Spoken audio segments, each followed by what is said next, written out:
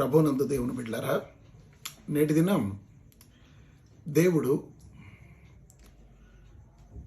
తాను చేసిన వాగ్దానాన్ని మన పట్ల ఎలా నెరవేర్చుతాడో ఆ విషయాలు బైబిల్ గ్రంథంలో నుంచి గమనిద్దాం. చాలా అద్భుతమైన మాట. బైబిల్ గ్రంథంలో కూడా ఎన్నో వాగ్దానాలు ఉన్నాయి. వాగ్దానము అని అంటే దేవుడు మన కొరకు చేస్తానన్నటువంటి కార్యం. దేవుడు మనల్ని స్వస్థపరుస్తాడని చేసిన వాగ్దానం. దేవుడు మనల్ని ధనవంతులుగా చేస్తానని చేసిన వాగ్దానం. దేవుడు మనల్ని ఆశీర్వదిస్తానని చేసిన వాగ్దానం. దేవుడు మనల్ని గొప్పవాళ్ళనిగా చేస్తానని చెప్పినటువంటి వాగ్దానం.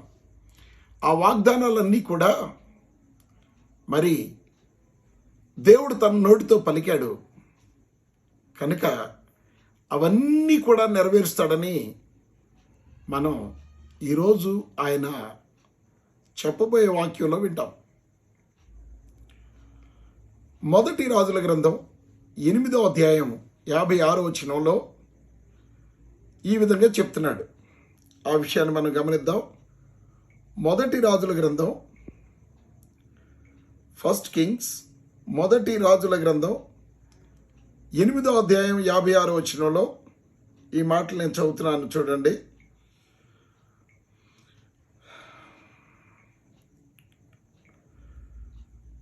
ఎట్లనగా తాను చేసిన వాగ్దానం అంతటిని బట్టి అని బైబిల్ గ్రంథంలో చెప్తున్నాడు.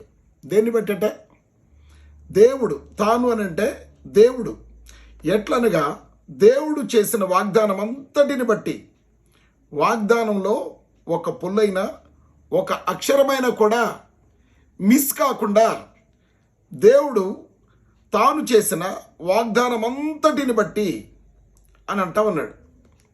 వాగ్దానం అంతటిని బట్టి ఇశ్రాయేలీలకు తన జనులకు నెమ్మది దయచేసిన యెహోవాకు స్తోత్రము కలిగి ఉండును గాక అని వాక్యంలో ఈ భాగాన్ని మనం చదువుకుంటా ఉన్నాం. ప్రియ దేవుని బిడ్డలారా, గమనించండి.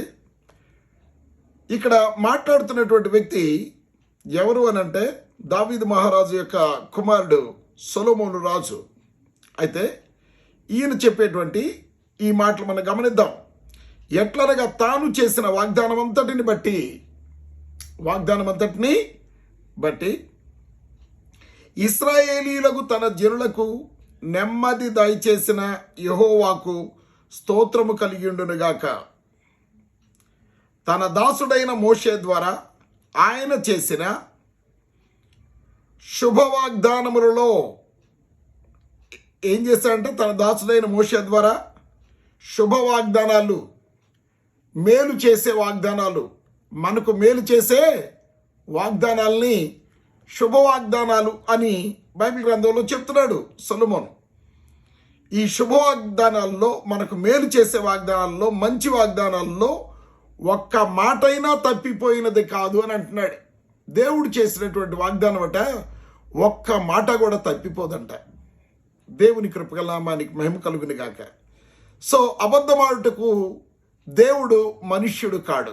ఆయన తన స్వభావం బట్టి, ఆయన స్వభావం ఏంటి? పరిశుద్ధ స్వభావము, నీతి స్వభావము, మాట మీద నిలబడేటువంటి స్వభావం అన్నమాట.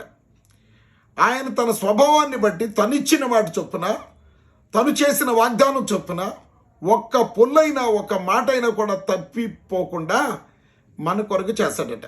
అయితే ఈ మాటలో ఉన్నటువంటి సత్యాలు మనం గమనిద్దాం. ఒక్క పొల్లైనా పోదు అని అంటే బైబిల్ గ్రంథం సెలవిస్తుంది, భూమి ఆకాశములు గతించినా గతించిపోవచ్చును కానీ ఆయన సెలవిచ్చిన మాట, ఆయన నోటి మాట, ఆయన మాట ఎన్నటికీ నెరవేరుతుంది అని చెప్పి ఇక్కడ చెప్తూ ఉన్నాడు. దేవుని కృపగలనామానికి మహిమ కలుగును గాక. భూమి ఆకాశాలు గతించిపోయినా అంటే భూమి ఆకాశం కనపడకుండా పోయినా కూడా ఏమవుతుందంట? ఆయన నోట నుండి వచ్చిన మాట నెరవేరుతుందంట. ఎంత అద్భుతం చూడండి. భూమి ఆకాశాలు అవి గతించిపోవు, నిజానికి అవి మన కళ్ళ ముందు కనిపిస్తూ ఉన్నాయి. అయితే దేవుడు ఏం సెలవిస్తూ ఉన్నాడంటే, ఆ భూమి ఆకాశాలు గతించిపోయినా కానీ గతించిపోవచ్చు, నేను నీ కొరకు ఇచ్చిన వాగ్దానం, నేను నీ కొరకు చేసిన వాగ్దానం ఎన్నటికీ కూడా మర్చిపోయే దేవుణ్ణి కాను అని చెప్తున్నాడు. ప్రియ దేవుని బిడ్డలారా గమనించండి, ఆయన మర్చిపోయే దేవుడు కాడు.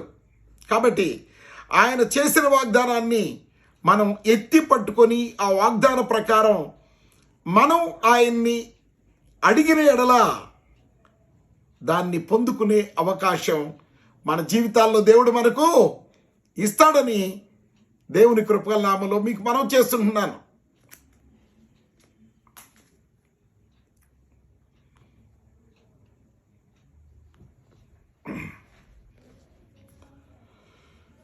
అయితే దేవుడు ఇక్కడ చెప్పేటువంటి అద్భుతమైన మాట ఏంటి అని అంటే, శుభ వాగ్దానాలు మనకి చేసినవన్నీ కూడా శుభం, మేలు జరగాలి, మంచి జరగాలి అనుకునేటువంటి వాగ్దానాలు దేవుడు మనకి చేశాడట.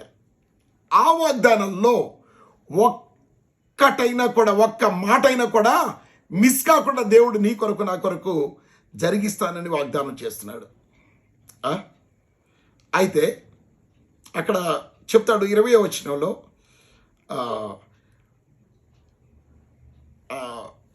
రోమపత్రిక 4వ అధ్యాయం 20వ వచనం చదువుకుందాం. రోమపత్రిక 4వ అధ్యాయం 20వ వచనం. అయితే ఇక్కడ ప్రభు చెప్పే మాట మనం గమనిద్దాం. 20వ వచనం, అవిశ్వాసం వల్ల దేవుని వాగ్దానము గూర్చి సందేహింపక, అవిశ్వాసం వలన దేవుని వాగ్దానమును గూర్చి సందేహింపక అని అంటున్నాడు. దేవుడు వాగ్దానం చేసినప్పుడు నీకు అవిశ్వాసం ఉండకూడదు అని చెప్తున్నాడు. This is the condition. ఇది ఒక కండిషన్. ఏంటంటది? అవిశ్వాసం ఉండకూడదు దేవుడు చేసిన వాగ్దానం మీద. నీకు ఏ వాగ్దానం అయితే దేవుడు చేశాడో ఆ వాగ్దానం మీద ఏముండాలట? నమ్మకం ఉండాలి అని చెప్తున్నాడు. అవునా? అవిశ్వాసం వల్ల దేవుని వాగ్దానమును గురించి సందేహింపక అని అంటామన్నాడు. అవిశ్వాసం రాకూడదు. దేవుని బిడ్డలు వాక్యం ప్రకటించినప్పుడు, సువార్థికులు కానీ సంఘ కాపర్లు కానీ, లేక నీకు నువ్వుగా వాక్యాన్ని చదివినప్పుడు ఏ వాగ్దానం అయితే నిన్ను ఆకర్షించిందో, ఉదాహరణకి నిన్ను కాపాడుటకు యెహోవా తన దూతలకు ఆజ్ఞాపించును అని అన్నాడు. ఇది ఒక వాగ్దానం. వారు నీ పాదములకు రాయి తగలకుండా తమ చేతుల మీద ఎత్తి పట్టుకుందురు అని అన్నాడు. ఈ వాగ్దానం, రైట్? సో ఇంకా ఉంది, నిన్ను స్వస్థపరిచే యెహోవాను నేనే, ఇంకొక వాగ్దానం కదా. ఇంకా ఏమన్నాడు? క్రొత్త నిబంధనలో తండ్రి అయిన దేవుడు తన కుమారుడైన యేసు ప్రభువుకి మన పోషణార్థమై ఆహారాన్ని మనకివ్వడానికి ఆయన మీద ముద్ర వేశాడట. ఇది ఒక వాగ్దానం. ఇలా ఎన్ని వాగ్దానాలు ఉన్నాయో అబ్రహాముకి వాగ్దానం చేశాడు. ఏమని చేశాడు వాగ్దానం? అబ్రహాము, నిన్ను నేను ఆశీర్వదిస్తాను, నువ్వు ఆశీర్వాదంగా ఉంటావు, you will be like blessing, you will be a blessing to the nations. ఎవరైనా ఆశీర్వాదాన్ని అనుభవించాలి అని అంటే అది నీ ద్వారానే సాధ్యపడుతుంది అని మరి అబ్రహాంకి దేవుడు వాగ్దానం చేశాడు. అబ్రహాంతో అంటాడు, నిన్ను ఆశీర్వదించేవారు ఆశీర్వదించబడతారు, నిన్ను శపించిన వాళ్ళు శపించబడతారు అని వాగ్దానం చేశాడు. నిన్ను గొప్ప జనంగా చేస్తానని అన్నాడు. అవునా? ఇవన్నీ కూడా వాగ్దానాలు. సరే, ఈ వాగ్దానాల్లో మరి మనం ఇంకా ఎన్నో ఉన్నాయి, వేల సంఖ్యలో వాగ్దానాలు ఉన్నాయి. ఇవన్నీ కూడా మన కొరకు రాయబడ్డాయి అన్నమాట. ఇన్ని వాగ్దానాలు మన కొరకు ఉన్నాయి. కానీ ఈ వాగ్దానాల గురించి మనకు సరైనటువంటి ఐడియా లేదు. ఈ వాగ్దానం ఎలా నెరవేరుతుందో మనకు తెలియదు. ఈ వాగ్దానం నెరవేర్పు కొరకు మనం ఏం చేయాలో మనం ఎరుగని వారమై ఉన్నామని మరి లేఖనాలు మనం చదువుతూ ఉన్నప్పుడు మన అవిశ్వాసం ఆ విధంగా మనతో మాట్లాడుతూ ఉంది. ప్రియ దేవుని బిడ్డలారా, గమనించండి. అయితే ఇక్కడ చెప్పినటువంటి వాక్యంలో అవిశ్వాసం వల్ల దేవుని వాగ్దానమును గురించి సందేహించలేదంట. ఎవరు? ఇది అబ్రాహామును గురించినటువంటి మాట. అబ్రాహామును ఒకరోజు దేవుడు బయటికి తీసుకొచ్చి ఆ ఇసుక దగ్గరికి తీసుకొచ్చి ఆ ఇసుక నువ్వు వీళ్ళు ఇసుకను లెక్క పెట్టగలవా అని అంటాడు. ఇసుక రేణువులు లెక్క పెట్టగలవా అని అంటాడు. నీ సంతానం ఇలా ఇసుక రేణువులాగా ఉంటుందని అంటాడు. తర్వాత ఏమంటాడు? ఇంకొక రోజు ఆయన బయటికి తీసుకొచ్చి అబ్రహాముని ఆకాశం వైపు చూడని అంటాడు. రాత్రి సమయంలో నక్షత్రాలు కనపడుతుంటాయి. నక్షత్రాలను లెక్కించగలవా అని అంటాడు. లెక్కించగలవా? అయితే అది లెక్కకు మించిన పని. నీ సంతానం ఇలా ఉంటుంది, నక్షత్రాల్లాగా విస్తరిస్తారు అని అంటాడు. కానీ అబ్రహాముకి పిల్లలు లేరు. వాగ్దానం చేసి సంవత్సరం అయింది, 2 సంవత్సరాలు అయింది, 3 సంవత్సరాలు అయింది, 4 సంవత్సరాలు అయింది, 5 సంవత్సరాలు అయింది, 10 సంవత్సరాలు అయింది, 15 సంవత్సరాలు అయింది. ఇలా సంవత్సరాలు గడుస్తూ ఉన్నాయి. అబ్రహాము యవ్వనమంతా పోతూ ఉందన్నమాట. హల్లెలూయా. అయితే దేవుడు ఏమంటున్నాడు? ఆ మాటలో మనం చదివినట్లయితే 21వ వచనం చదువుతున్నాను. దేవుని మహిమపరిచి అబ్రహాం ఏం చేశాడంట? దేవుని మహిమపరిచి ఆయన వాగ్దానము చేసిన దాన్ని నెరవేర్చుటకు సమర్థుడని రూఢిగా విశ్వసించి విశ్వాసం వలన బలము నొందెను అని అంటాడు. దేవునికి స్తోత్రం కలుగును గాక. ఈ సమయంలో నేను 19వ వచనం చదువుతున్నాను. మరియు అతడు అనగా అబ్రహాము విశ్వాసమునందు బలహీనుడు కాక అని అంటా ఉన్నాడు. విశ్వాసమునందు బలహీనత, విశ్వాసంలో బలహీనత, విశ్వాసంలో బలహీనత. నీ విశ్వాసంలో నువ్వు బలహీనుడు అయితే నీ కొరకు ఏ వాగ్దానాన్ని నమ్మేవో ఆ వాగ్దానాన్ని పొందుకోవడం ఆలస్యమవుతుంది. ఆ వాగ్దానాన్ని పొందుకోలేని పరిస్థితులు కూడా ఏర్పడవచ్చు. కానీ అబ్రహాం విశ్వాసం ఎలాంటి విశ్వాసం అట? బలపడే విశ్వాసం అట. సంవత్సరం తన వయసు ఉడిగిపోయే కొద్దీ ఆయన విశ్వాసాన్ని పెంచుకుంటూ ఉన్నాడు. ప్రతి సంవత్సరం తన వయస్సు పెరుగుతూ ఉంది. పెరుగుతూ ఉన్నప్పుడు ఆయన వయస్సు పెరుగుతూ ఉన్నప్పుడు ఏంటి జరిగేది? పిల్లలు పుడతారో లేదో అన్నటువంటి డౌట్ వస్తుంది కదా. ఏదో 35 సంవత్సరాల్లో అంటే పుట్టే ఛాన్సెస్ ఉన్నాయి, 40లో పుట్టే ఛాన్సెస్ ఉన్నాయి, 50లో కూడా పుట్టే ఛాన్సెస్ ఉన్నాయి, 60లో పుట్టే ఛాన్స్ తక్కువ, మరి 70లో పుట్టే ఛాన్స్ తక్కువ, 80లో పుట్టే ఛాన్స్. అంటే పిల్లలు పుట్టేటువంటి ఆ బలము ఉడిగిపోతూ తగ్గిపోతూ చివరికి ఏ స్థితికి వెళ్ళిపోతామట? మనం ఏ స్థితిలోకి వెళ్ళిపోతామో ఇక్కడ మాట చెప్తాను చూడండి. రమారమి 100 ఏండ్ల వయస్సు గలవాడయ్యుండి 100 ఏళ్ల వయసుకు వచ్చాడట. అప్పటికి తన శరీరము మృతతుల్యమైనట్టును ఎలాగైపోయిందంట? మృతతుల్యం. మృతం అని అంటే చనిపోయేటువంటి స్థితిలోకి వచ్చేసిందట. మృతతుల్యం అంటే శక్తి లేదు, బలం లేదు, పిల్లలకి అనేటువంటి పరిస్థితి లేదన్నమాట. మృతతుల్యమైనటువంటి స్థితిలోకి తన శరీరం వచ్చింది అని చెప్పి అబ్రహాం చెప్తున్నాడు. అప్పటికి తన శరీరము మృతతుల్యమైనట్టును శారా గర్భమును మృతతుల్యమైనట్టును, శారా గర్భమే ఉడికిపోయిందంట. అంటే మరి ఆ పీరియడ్స్ ఆగిపోయి ఎంతో కాలం అయిపోయింది. ఆమె గర్భం ఉడికిపోయి పిల్లలు పుట్టడానికి ఇక ఎటువంటి పరిస్థితుల్లో అనుకూలత లేనటువంటి పరిస్థితుల్లో ఉందన్నమాట. చూసారా? అయితే జరిగింది ఏంటి? ఇలాంటి సమయంలో అబ్రహాం ఏం చేశాడట? అతడు విశ్వాసమునందు బలహీనుడు కాక అని అంటాడు. బలహీనుడు కాలేదట. వయసు పెరుగుతుంది, పిల్లలు పుట్టడం లేదు, ముసలాడైపోయాడు. అయినా ఈయన విశ్వాసం తన వయసుతో పాటు పెరుగుతూ ఉంది. ఏ మాట మీద? దేవుడు నీ సంతానాన్ని ఇసుకరేణువుల వలె చేస్తాడు, దేవుడు నీ సంతానాన్ని ఆకాశ నక్షత్రాల వలె విస్తరింప చేస్తాడు, అంతమంది నీ సంతానమగును అని అంటే అబ్రహాము ఆ మాటని, ఆ నమ్మకాన్ని దినదినం సంవత్సరం పెంచుకుంటూ పోతూ ఉన్నాడట. దేవునికి మహిమ కలుగును గాక. విశ్వాసులమైనటువంటి మనం మరి ఈ మాటలు మనం విన్నప్పుడు బైబిల్ గ్రంథంలో ఎందుకు ఈ మాట రాయబడింది అని అంటే, అబ్రహాములాగే ఏం చేయాలి? అబ్రహాములాగే మనం కూడా వీటన్నిటినీ పొందుకోవాలని ఈ మాట రాయబడింది.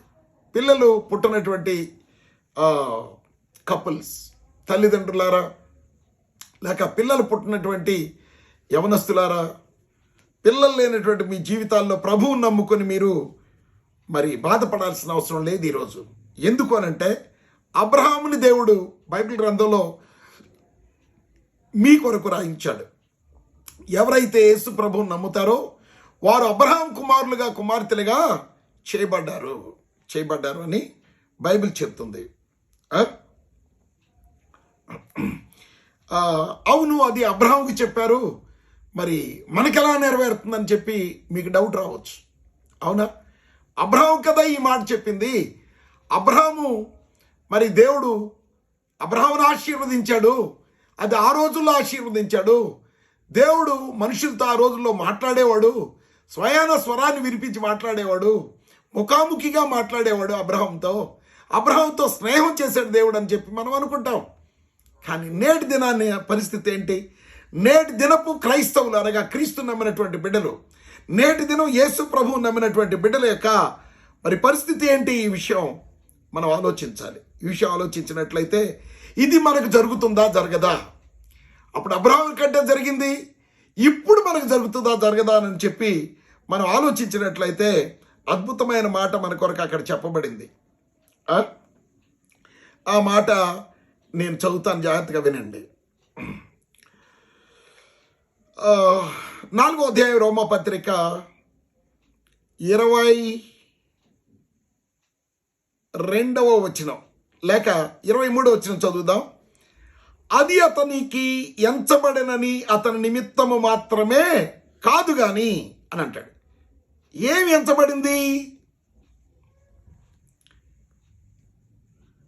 అబ్రహాముకి దేవుని నమ్మడం అన్నది, దేవుని మీద అచంచలమైనటువంటి నమ్మకాన్ని ఉంచడం అన్నది, విశ్వాసం దినదినం వృద్ధి చెందుతూ అబ్రహాము జీవిస్తున్నాడు అన్నటువంటి విషయం ఏంటంట? అతనికి నీతిగా ఎంచబడిందంట. అది దేవుని నీతి. విశ్వాసం, దేవుని యందు విశ్వాసం ఉంచడం అన్నది దేవుని నీతి అన్నమాట. దేవుని నీతి సమస్తాన్ని సాధ్యపరుస్తుంది. దేవుని నీతి సమస్తాన్ని సమకూరుస్తుంది నీ జీవితంలో. అయితే ఈ నమ్మడం అన్నది అబ్రహాముకి నీతిగా ఎంచబడిందంట. ఆ నీతి అతనికి ఎంచబడినని అతని నిమిత్తము మాత్రమే కాదు కానీ, ఎవరి నిమిత్తం? అబ్రహాముకు ఒక్కడికి మాత్రమే కాదు కానీ, 24 వచనం, మన ప్రభు అయిన యేసును మృతులలో నుండి లేపిన వాని యందు. ఎవరు? దేవుడు. ప్రభు అయిన యేసును లేపిన వారు ఎవరు? దేవుడు అన్నమాట. మన ప్రభు అయిన యేసును మృతుల్లో నుండి లేపిన వాని యందు విశ్వాసముంచిన మనకును అది నీతిగా ఎంచబడునని మన నిమిత్తము కూడా వ్రాయబడిందంట. ఎవరి నిమిత్తం వ్రాయబడింది? అబ్రహాముకు చేసిన వాగ్దానం. నువ్వు కూడా విశ్వాసం ఉంచితే, అబ్రహాములాగా నీ విశ్వాసం దినదినం పెరుగుతూ ఉంటే, అబ్రహాములాగా నీ విశ్వాసం సంవత్సరం పెరుగుతూ ఉంటే, నీ వయస్సు పెరుగుతున్నా కూడా, నువ్వు వృద్ధాప్యానికి వచ్చినా కూడా నీ ఆశ క్షీణించిపోదన్నమాట. నీ ఆశను దేవుడు తప్పనిసరిగా తీరుస్తాడంట. ఎందుకని? ఆ వాగ్దానం ఎవరికంట? అబ్రహాముతో పాటు విశ్వాసం ఉంచిన మనకును ఎంచబడునని మన నిమిత్తము కూడా వ్రాయబడెను అని అంటాడు. క్లారిటీ వచ్చిందా? ఆ రోజు అబ్రహాముకు జరిగింది, ఈరోజు నీ జీవితంలో నీకు కూడా జరగాలని దేవుడు అబ్రహాముకి చేసినటువంటి విషయాన్ని బైబిల్ గ్రంథంలో నువ్వు చదువుకోవడానికి, నువ్వు విని విశ్వాసాన్ని పొందుకోవడానికి, నీ జీవితంలో అబ్రహాం పొందినటువంటి 100వ సంవత్సరాల ఆనందాన్ని నువ్వు కూడా అనుభవించాలని ఆలస్యమైనా కూడా వాగ్దానం ఎప్పటికీ కూడా నెరవేరకుండా పోదు. సొలొమోన్ చెప్తూ ఉన్నారు, సొలొమోన్ రాజు, ఆయన చేసిన వాగ్దానముల్లో ఒక్క మాట అయినా తప్పిపోయినది కాదు అని చెప్తూ ఉన్నాడు. ఒక్క మాట కూడా తప్పిపోదు, ఒక్క మాట కూడా తప్పిపోదని బైబిల్ గ్రంథం సెలవిస్తుంది. కనుక సాక్షాత్తు స్వయానే అబ్రహాంకి తల మీద ఒట్టు పెట్టుకుని వాగ్దానం చేశాడు. నిన్ను గొప్ప జనంగా చేస్తానని, నిన్ను ఆశీర్వదిస్తానని చేసినప్పుడు అబ్రహాం జీవితంలో ఆశీర్వాదం డబ్బుతో, బంగారంతో, పశువులతో మొదలైంది. దాసదాసీలతో వందల సంఖ్యలో పనివాళ్ళు ఉండేవాళ్ళు. అబ్రహాంకి మరి అద్భుతమైనటువంటి జీవితాన్ని అబ్రహాం జీవిస్తూ ఉన్నాడు. అవునా? అబ్రహాం 12వ అధ్యాయంలో 13వ అధ్యాయంలో ఆదికాండ గ్రంథంలో బహుధనవంతుడైపోయాడు. వెండి బంగారములు కలిగి, దాసదాసీలు కలిగి, పశువులు కలిగి బహుధనవంతుడయ్యాడు అని వాక్యం సెలవిస్తూ ఉంది. అయితే బహుధనవంతుడైనప్పుడు ఆ వాగ్దానం ఏం చెప్తుంది బైబిల్ గ్రంథం? ఏం చెప్తుంది బైబిల్ గ్రంథం? రోమా పత్రిక 4వ అధ్యాయంలో అది నీకు కూడా ఆ వాగ్దానం నెరవేరుస్తాను అని దేవుడు ప్రమాణం చేసినట్టు, వాగ్దానం చేసినట్టు ఆయన చెప్తూ ఉన్నాడు అనమాట. ఏ దేవుడైతే అబ్రహాంకి వాగ్దానం చేశాడో ఆ దేవుడు అబ్రహాం జీవితంలో చేసినటువంటి మేలు, అబ్రహాంకి ఇచ్చిన ఆశీర్వాదం చూసారా? అబ్రహాం ఎలా ఆశీర్వదించబడ్డాడు? వెండి బంగారములు, పశువులు, పనివాళ్ళు కలిగి బహుధనవంతుడయ్యాడట. అవునా? తర్వాత కుమారుడు ఇంకా పుట్టలేదు. వాగ్దానం చేశాడు, వాగ్దానం ఇంకా నెరవేరడం లేదు. అయితే దినదినం ఏం చేస్తున్నాడట? ఆ వాగ్దానాన్ని జ్ఞాపకం చేసుకుంటూ ఉన్నాడట. ఆ వాగ్దానాన్ని జ్ఞాపకం చేసుకుంటూ ఉన్నాడు. ఆ మాట మనం చూద్దాం. 21వ వచనం, విశ్వాసం వలన అవిశ్వాసం వల్ల దేవుని వాగ్దానమును సందేహించలేదంట. అవిశ్వాసం తెచ్చుకోలేదట. మన జీవితంలో ప్రభువు నమ్ముకొని మనం చేయాల్సిన పని ఏంటంటే, దేవుని వాక్యం మనకు నచ్చినప్పుడు, దేవుని వాక్యం మనతో మాట్లాడినప్పుడు, దేవుని వాగ్దానాలు మన కళ్ళకు కనపడినప్పుడు, మన చెవులకు వినబడినప్పుడు, ఏ వాగ్దానం ఆశీర్వాదం, డబ్బు, మరి బంగారం, ఇల్లు, ఇవన్నీ కావాలన్నటువంటి ఆశీర్వాదం, లేక పిల్లలు కావాలన్న ఆశీర్వాదం, లేక మరి నీ జీవితంలో ఉద్యోగం కావాలన్న ఆశీర్వాదం, లేక నీకు ఒక కారు కావాలన్న ఆశీర్వాదం, లేక నువ్వు దేవుని పరిచర్య అద్భుతంగా చేయాలన్నటువంటి ఆశీర్వాదం, ఇవన్నీ కూడా ఆశీర్వాదాలు. లేక స్వస్థత నీకు ఇస్తానని దేవుడు చేసిన వాగ్దానం వల్ల ఆశీర్వాదం. నీ కుడి ప్రక్కన 1000 మంది, ఎడం ప్రక్కన 10,000 మంది కూలిన ఆ పాయం నీ దగ్గరికి రాదని చేసిన వాగ్దానం. అవునా? ఈ వాగ్దానాలన్నీ నిన్ను స్వస్థపరచు యెహోవాను నేనే అన్నటువంటి వాగ్దానం, ఇవన్నీ నీ జీవితంలో నెరవేరాలి అని దేవుడు కోరుకుంటా ఉన్నాడు. ఎన్ని వాగ్దానాలు నువ్వు స్వీకరిస్తావో, ఎన్ని వాగ్దానాలు నువ్వు ఈరోజు ఇష్టపడుతున్నావో నాకైతే తెలియదు. కానీ డోంట్ ఫర్గెట్, నువ్వు ఒక్కటే వాగ్దానం పట్టుకొని ఉండాల్సిన పని లేదు. నువ్వు ఒక వాగ్దానం పట్టుకొని ఆ వాగ్దానం కోసం ఎదురు చూడవచ్చు, విశ్వాసాన్ని పెంచుకోవచ్చు. 2 వాగ్దానాలు మరి నువ్వు నమ్మొచ్చు, వాటి కొరకు ప్రార్థన చేయొచ్చు. 3 వాగ్దానాలు చూడండి. 1 కొరింథీయులకు రాసిన పత్రిక 1వ అధ్యాయం 20వ వచనం చదువుకుందాం. దేవుని వాగ్దానములు ఎన్ని అయిననో, వేల సంఖ్యలో ఉన్నాయి వాగ్దానాలు. ఎన్ని వాగ్దానాలు నీకు కావాలి చెప్పు? దేవుడు నీకు ఒకే వాగ్దానం ఇవ్వలేదు. వాగ్దానాలన్నీ ఎన్ని అయినను, ఎన్ని వేల వాగ్దానాలు అనుకోండి, అవన్నీ కూడా క్రీస్తునందు నీ కొరకు అవునన్నట్లుగానే ఉన్నవి అని అంటాడు. ఎవరి కొరకు వాగ్దానం చేసింది? ఎవరి కోసం? దేవుడు దారిని వెళ్ళేవాళ్ళ కోసమా? ఆయన నమ్మనోళ్ళ కోసమా? బజార్లో తిరిగే వాళ్ళ కోసమా? కాదండి, నమ్మినటువంటి నీ కోసం, యేసు ప్రభు రక్తంలో కడుగుబడిన నీ కోసం, యేసు ప్రభుని నమ్మిన నీ కోసం, యేసు ప్రభు కొరకు జీవించే నీ కోసం, పరిశుద్ధంగా ఉండే నీ కోసం, యేసు ప్రభు కొరకు నీతిమంతుడిగా జీవించే నీ కోసం వాగ్దానాలు ఇన్ని రాశాడు. ఎన్ని అయినా అవన్నీ క్రీస్తు ప్రభువు నందు అవునన్నట్లుగానే ఉన్నాయి. ఎందుకని? నువ్వు క్రీస్తు ప్రభువులో ఉన్నావు గనుక. ఎందుకని? నువ్వు ఎక్కడున్నావు? క్రీస్తు ప్రభువులో ఉన్నావు. యోహాను సువార్త 15వ అధ్యాయంలో చెప్తాడు, మీరు నా యందు, నా మాటలు మీ యందు నిలిచి ఉండినట్లా మీకేది ఇష్టమో అడుగుండి అని అంటున్నాడు. నేను మీ యందు, లేక మీరు నా యందు, నా మాటలు మీ యందు నిలిచి ఉండిన యెడల మీకు ఏది ఇష్టమో అడగండి అని అంటా ఉన్నాడు. ఆయనలో నువ్వు ఉన్నావు. ఆశీర్వాదాలు కూడా ఎక్కడున్నాయి? వాగ్దానాలు, దేవుడు తండ్రి అయిన దేవుడు చేసిన వాగ్దానాలు ఎక్కడున్నాయి? ఆయనలో ఉన్న నీవు, ఆయనలో నీ కొరకు ఉంచబడినటువంటి ప్రతి వాగ్దానాన్ని పొందుకోవడానికి, తీసుకోవడానికి, జీవితంలో అనుభవించడానికి అవి క్రీస్తు ప్రభువులో పెట్టబడ్డాయట. ఎందుకొరకు? మన ద్వారా దేవునికి మహిమ కలగాలని. ఎందుకని? ఆ వాగ్దానాన్ని నమ్మినటువంటి అబ్రహాం రోజు రోజు తన విశ్వాసాన్ని పెంచుకుంటూ పెంచుకుంటూ పెంచుకుంటూ ఏ స్థితికి వెళ్ళిపోయాడు తెలుసా? తన శరీరము మృతతుల్యమైపోయిన దినానికి వెళ్ళిపోయాడు. ముసలోడైపోయాడు. చేతులు, కాళ్ళు ఇవంతా ముడతలు పడిపోయినటువంటి పరిస్థితి. ఇటువంటి పరిస్థితిలో దేవుడు ఏం చేశాడు తెలుసా?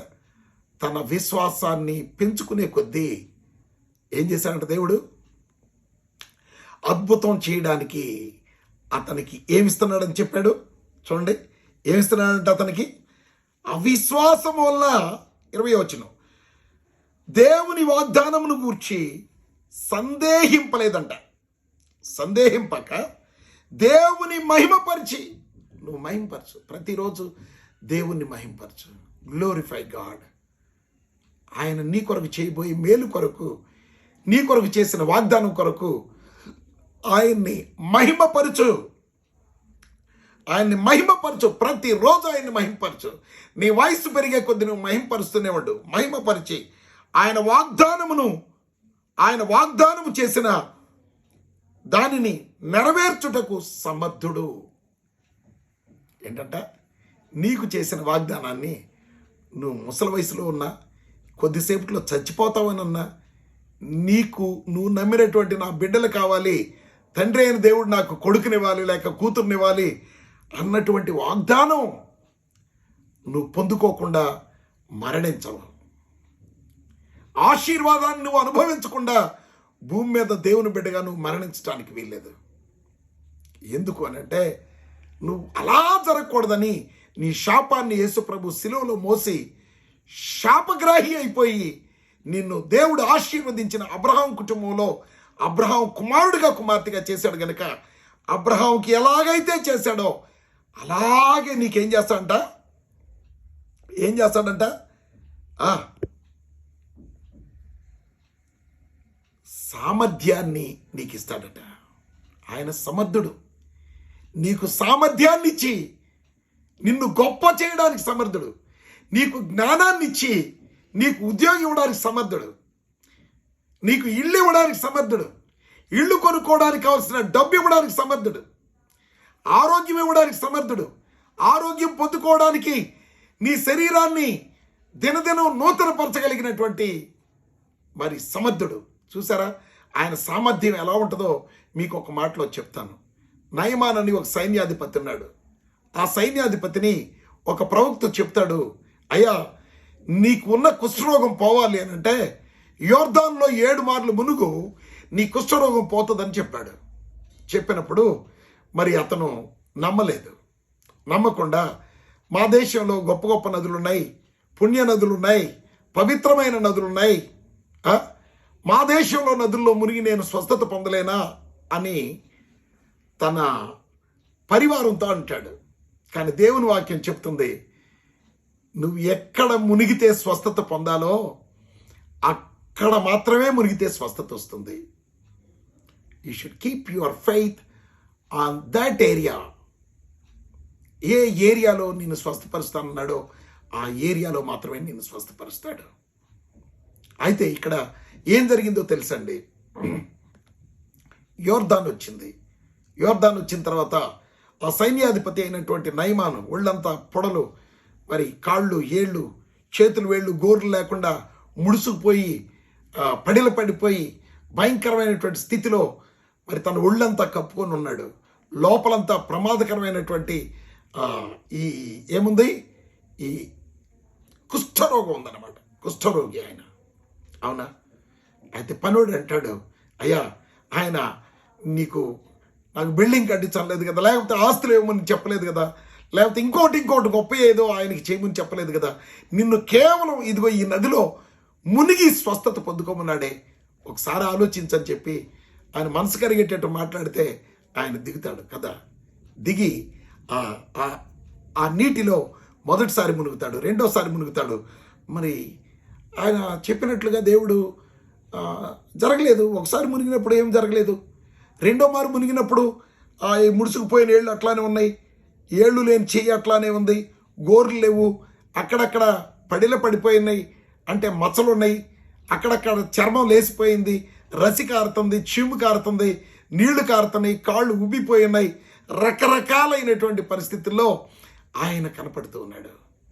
ఆయన మొదటిసారి మునిగిలేసినప్పుడు చూసుకుంటే ఏ మార్పు లేదు, అవునా? మరి యోర్దాన్లో మృగమన్నాడే, మార్పు లేదే. You have to wait. ఆయన చెప్పింది నెరవేరే వరకు నువ్వు వెయిట్ చేయాలి. You should wait till what the God said to be happen to you. అది నీ కొరకు జరిగే విధంగా నువ్వు ఆయన చెప్పింది చెప్పినట్లుగా విశ్వసించాలంతే. ఆయన్ని మహిమపరచాలి. ఈ విధంగా 5వ మారు మునిగాడు, 6వ మారు మునిగాడు, ఏ చేంజ్ కనపడలేదు. కానీ 7వ మారు మునిగినప్పుడు within a fraction of seconds ఆయన 7వ మారు నీటిలో మునిగి లేస్తూ ఉండగానే తన శరీరం అంతా పసి పిల్లవాని దేహం వలె మారిపోయిందట. His body completely changed, his skin was changed. ఆయన శరీరం అంతా మారిపోయింది. పసి పిల్లవాని దేహం వల్లే టెండర్గా అయిపోయింది, గోర్లు పెరిగిపోయినాయి, అవునా? ఏళ్ళు ప్రొజెక్ట్ అయిపోయినాయి, పెరిగిపోయినాయి, పడేలన్నీ పోయినాయి, మచ్చలన్నీ పోయినాయి, చాలా టెండర్ స్కిన్తో ఉన్నాడు. It is a wonder. Hallelujah. దేవుడు చెయ్యగలిగిన సామర్థ్యం కలిగిన వాడు. దేవునికి ఆ సామర్థ్యం ఉంది. అందుకని సామర్థ్యం కలిగినటువంటి దేవుడు నిన్ను ఆశీర్వదించడానికి సమర్థుడు గనుక నీకు సామర్థ్యాన్ని ఇస్తాడు. ఆ అప్పులో నుంచి బయటికి రావడానికి నీకు ఆస్తిని ఇస్తాడు, నీకు డబ్బు ఇస్తాడు, అవునా? ఆ వ్యాధిలో నుంచి బయటికి రావడానికి నీకు స్వస్థత ఇస్తాడు. అసాధ్యమైంది లేని దేవుడు కనుక ప్రియ దేవుని బిడ్డలారా, గమనించండి, ఆయన వాగ్దానం చేస్తే నమ్మదగిన దేవుడు కనుక ఆయన తప్పనిసరిగా ఏం చేస్తున్నాడట? దేవుని మహింపరుస్తూ ఉన్నాడట. దినదినం ఆయన వాగ్దానం చేసిన దాన్ని నెరవేర్చుటకు సమర్థుడని రూఢిగా నమ్మాడట. రూఢిగా విశ్వసించి విశ్వాసం వల్ల బలము పొందెను. ఏం పొందుకున్నాడంట? నీ విశ్వాసం పెరుగుతూ ఉంటే నువ్వు బలం పొందుకుంటూ ఉంటావు. నీ విశ్వాసం పెరుగుతూ ఉంటే నువ్వు డబ్బు సంపాదించుకుంటూ ఉంటావు. నీ విశ్వాసం పెంచుకుంటూ ఉంటే నువ్వు ఉద్యోగాన్ని పెంచుకుంటూ ఉంటావు. నీ విశ్వాసాన్ని పెంచుకుంటూ ఉంటే నువ్వు పిల్లలకి అంటావు. నీ విశ్వాసాన్ని పెంచుకుంటూ ఉంటే ఆయన చేసిన వాగ్దానాన్ని బట్టి నీకు స్వస్థత వస్తుంది, నువ్వు ఆశీర్వదించబడతావు. దేవుని కృపగల నామానికి మహిమ కలుగును గాక.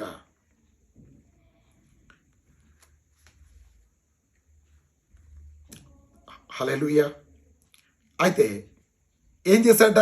సమర్థుడని రూఢిగా విశ్వసించి విశ్వాసము వల్ల బలము పొందెను, అందుచేత అది అతనికి నీతిగా ఎంచబడెను అని చెప్తున్నాడు.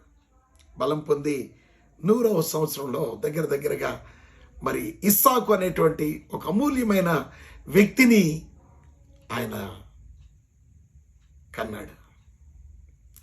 విశ్వాసం వల్ల నేటి దినం ఈ విశ్వాసం నీ వాగ్దానాన్ని కూడా నెరవేరుస్తుంది. దేవుని వాగ్దానాలు కొరింథీ 1:20 దేవుని వాగ్దానములు ఎన్ని అయినను అన్నీ క్రీస్తునందు అవునన్నట్టుగానే ఉన్నవి గనుక మన ద్వారా, ఎవరి ద్వారా? ఆ వాగ్దానాన్ని నమ్మిన నీ ద్వారా, నా ద్వారా దేవునికి మహిమ కలుగుటకై అంట. అంటే అబ్బా, దేవుడు ఈ వ్యక్తిని గొప్ప ధనవంతుడు చేశాడు, దేవుడు గొప్ప ఉద్యోగం ఇచ్చాడు, దేవుడు బిడ్డలు ఇచ్చాడు, దేవుడు ఆస్తిపరుడుగా చేశాడు అని ఆ మాట ప్రజలు అనుకునేటప్పుడు దేవునికి మహిమ కలగాలంట. ఆయనకి మహిమ కలుగుటకై అవి అనగా వాగ్దానాలన్నీ ఆయన వల్ల మనకు జరగడానికి నిర్ణయించబడ్డాయి, లేక నిశ్చయం చేయబడ్డాయని వాక్యం చెప్తుంది. దేవుని కృపగల నామానికి మహిమ కలుగును గాక. చివరిగా మనం ఈ మాట చూద్దాం. 2వ పేతురు పత్రిక 1వ అధ్యాయం 4వ వచనం. ఆ మహిమ, ఏ మహిమ? ఏ దేవుడైతే తన కలిగిన మహిమను మనకిచ్చి, యేసుప్రభు అంటాడు, తండ్రి మహిమను నాకు ఇచ్చాడు, ఆ మహిమ నేను నన్ను నమ్మిన మీకు ఇస్తున్నాను. ఆ మహిమ గుణాతిశయములను బట్టి ఆయన మనకు అమూల్యములను అత్యధికములైన వాగ్దానములను అనుగ్రహించి ఉన్నాడు. దేవుడు మనకిచ్చిన వాగ్దానాలు ఎలా ఉన్నాయంట? అమూల్యమైనవి, వెల చెల్లించలేని వాగ్దానాలు ఇచ్చాడంట. ఇటువంటి వాగ్దానాలు అబ్రహాంలాగా నువ్వు పట్టుకొని రోజు రోజు ఆయన్ని మహిమపరుస్తూ ప్రార్థనలో జ్ఞాపకం చేసుకొని విశ్వాసమందు నువ్వు ఎదుగుతూ ఉన్నట్లయితే ఏం జరుగుతుందంట?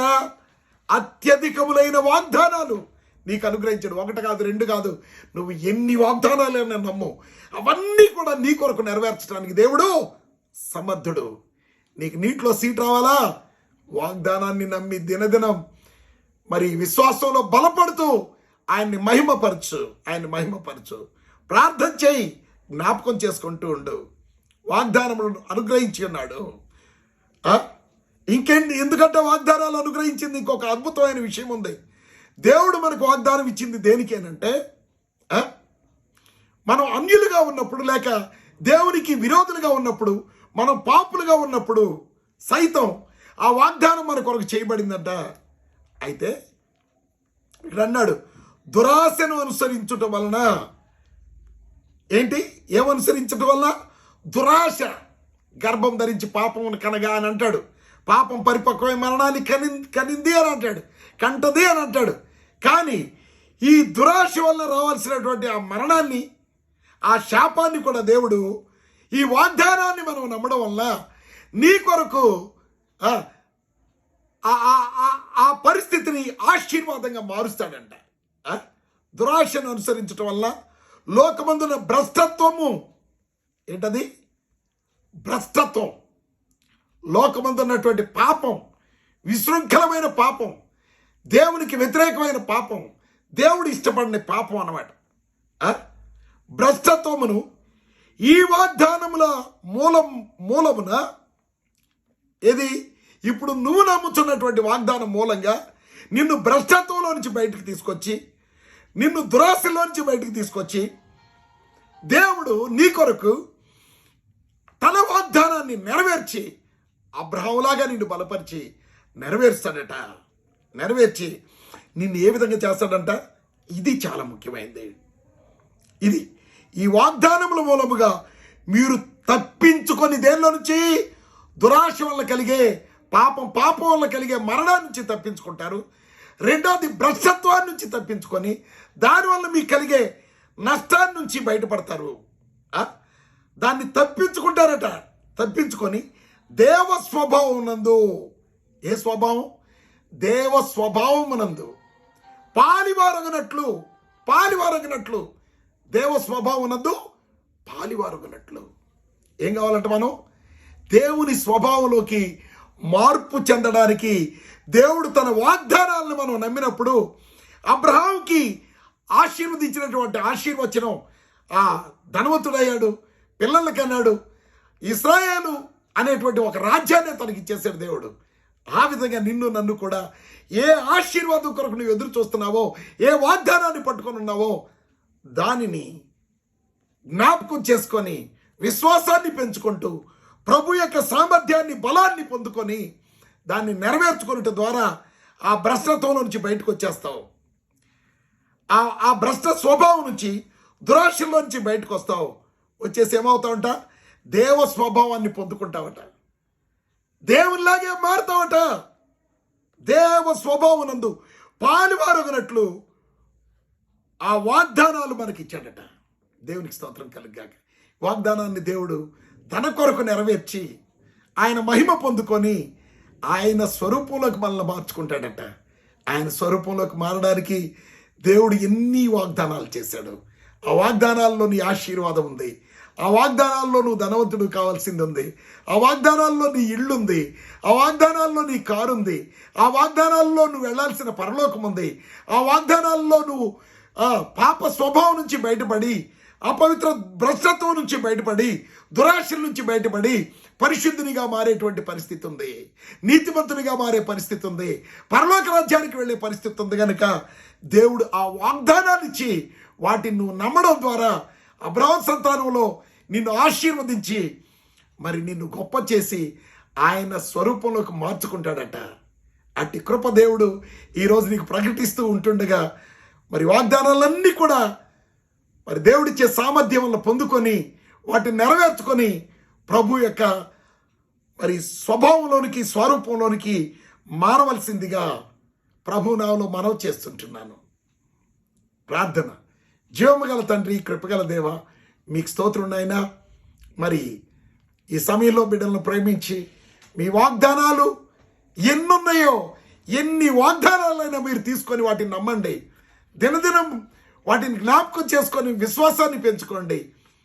ఆయన మహిమపరచడం ద్వారా దేవుడు మిమ్మల్ని జ్ఞాపకం చేసుకొని మీరు ఆ వాగ్దానాన్ని పొందుకునేటట్టు, ఆ వాగ్దానం చేసిన వాగ్దానంలో అక్షర పనులు కూడా పోకుండా వాటిని మీ కొరకు నెరవేర్చి, నా ప్రభువా అందరి కొరకు వాటిని నెరవేర్చి అని మీరు సెలవిస్తూ ఉన్నారు. నెరవేర్చి మీ స్వభావంలోకి అయ్యా పాప స్వభావం నుంచి విడిపించి, దుష్టత్వం నుంచి విడిపించి, భ్రష్టత్వం నుంచి విడిపించి, మరణం నుంచి, శాపం నుంచి విడిపించి మీ స్వభావంలోనికి మార్చుకొని పరలోక రాజ్య భాగ్యం ఇచ్చి మమ్మల్ని పరలోకంలో మీతో ఉండేటువంటి కృప దయచేయుచున్నందుకు స్తోత్రాలు చెల్లిస్తూ యేసు నామములో అడుగుచున్నాను తండ్రి. Amen, amen, amen. God bless you.